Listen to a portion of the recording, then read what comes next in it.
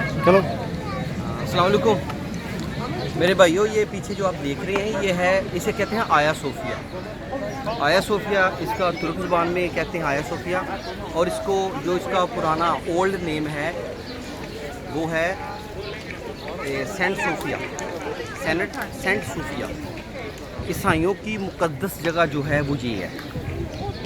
جیسے آپ نے دیکھا ہے اٹلی میں ویٹیکن سٹی ہے، ایسے ہی جو عیسائیوں کی مقدس جگہ ہے وہ یہ ہے سینٹ صوفیہ، کیونکہ حضرت مریم اپنی زندگی کا جو پچھلا حصہ تھا، آخری حصہ انہوں نے اس شہر میں گزارا تھا۔ سینٹ صوفیہ عیسائیوں کی مقدس جگہ ہے۔ یہ 1453 میں 1453 میں اس پہ قبضہ ہو گیا تھا، مسلمانوں نے قبضہ کر لیا تھا، تو عیسائی ادھر سے پھر محفوظ راستہ لے کے چلے گئے تھے۔ اس کے بعد وہ گئے اٹلی میں اور ویٹیکن سٹی ادھر بنا۔ جو پرانا اور بنیادی جو سینٹ ہے وہ یہ ہے سینٹ صوفیہ۔ یہ سامنے وہ ہے بلیو ماسک ہے اور ادھر سینٹ صوفیہ ہے، ٹھیک ہے۔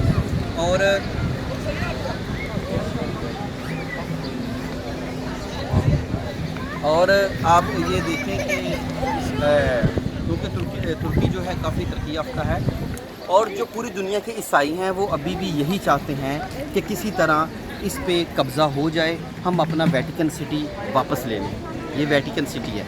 جب ادھر سے عیسائی 1453 میں شکست کھا کے چلے گئے، محفوظ راستہ لے کے چلے گئے، تو ٹھیک 50 سال بعد یا 49 سال بعد انہوں نے جو سلطنت وہ تھا اسپین تھی، سلطنت اسپین اندلوسیہ، جہاں الحمرا ہے اور مسجد کرتبہ ہے، عیسائیوں نے اس کا بدلہ لیا اور ان کو ادھر سے بھگا دیا، اور ادھر سلطنت بھی ختم ہو گئی، شکست بھی ہو گئی، ٹھیک ہے۔